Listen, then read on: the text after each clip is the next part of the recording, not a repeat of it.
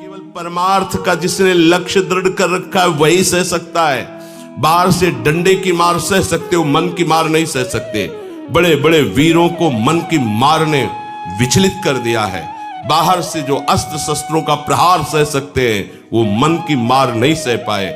और साधक साधु परमार्थ मार्ग का उपासक मन की मार को सहता है। तो पहला हुआ, जहां जहां मन जिस वस्तु व्यक्ति स्थान परिस्थिति घटना में जाए भूत भविष्य की बातें लावे, उसे वहां से हटा के बार बार अपने आराध्य देव के नाम रूप लीला धाम में लगावे। जहां जहां मन जाए वहां वहां प्रभु को देखने की चेष्टा करें। जैसे कोई भी व्यक्ति है, वस्तु है, पदार्थ है, नदी है, पहाड़ है, कुछ भी घटना है, परिस्थिति है, ये पहले नहीं थी, ये बाद में नहीं रहेगी। पहले ये श्री कृष्ण ही, बाद में ही श्री कृष्ण, मध्य में ये केवल भास रहा है। अमुक व्यक्ति, अमुक वस्तु, अमुक स्थान। सच्ची मानिए प्रभु के सिवा कुछ नहीं है। और 1 वर्ष तक बछड़े और सखाओं के अनंत रूप धारण कर ब्रज में विचरते रहे, कोई नहीं जान पाया। बलराम जी जाने, क्योंकि भगवान के स्वरूप है। ऐसे ही जैसे हर बछड़ा, हर सखा, उनका हर वस्त्र, हर रस्सी, छीका, छड़ी साक्षात सच्चिदानंद श्री कृष्ण बने, ऐसे ही संपूर्ण सृष्टि साक्षात सच्चिदानंद श्री कृष्ण अब भी बने हुए हैं।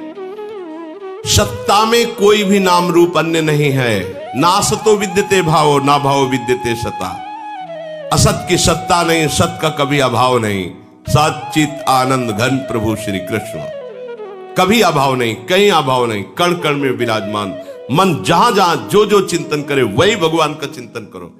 ये भी भगवत स्वरूप है, ये भी भगवत स्वरूप। जब उपासक अपना लक्ष्य बना लेता है कि मुझे भगवत प्राप्ति करनी सच्चे हृदय से, तो पहली बात तो समझ लो उसके हृदय में अब गंदे विचार, अपने संस्कार नहीं डाल सकते, क्योंकि लक्ष्य विराजमान है। जब कोई सच्चाई से साधन में चलता है तो उसकी मन स्थिति में जितनी भी पाप प्रवृत्तियां हैं वो सब निकलती हैं। ये अनंत जन्मों के कुसंस्कार भरे हुए हैं। पुराने संस्कारों को नष्ट करने का मौका नहीं मिला। जब भजन शुरू किया, अब भजन ने बेचैनी पैदा कर दी और मन के अंदर जितनी गंदगी वो सब बमन करवा, बहुत जल्दी मन निर्मल हो जाएगा। और निर्मल मन में ही भगवान का प्रकाश हो जाता है।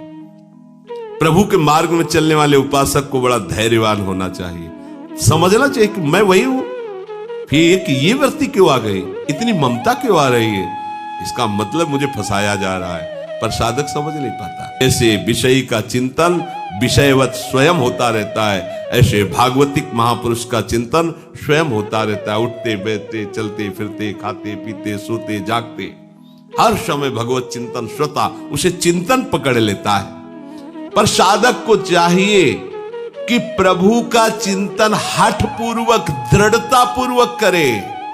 भजन क्रिया को ऐसा करो कि संसार का चिंतन नष्ट हो जाए, फिर चलने लगेगा। भोरी सखी जी यही तो कहती है, नाम श्वास दो बिलक चलत है, इनको भेद न मुख को भावे। श्वास ही नाम, नाम ही श्वासा, नाम श्वास को भेद मिटावे। फिर रोम रोम और रग रग बोले, तब कुछ स्वाद नाम को पावे।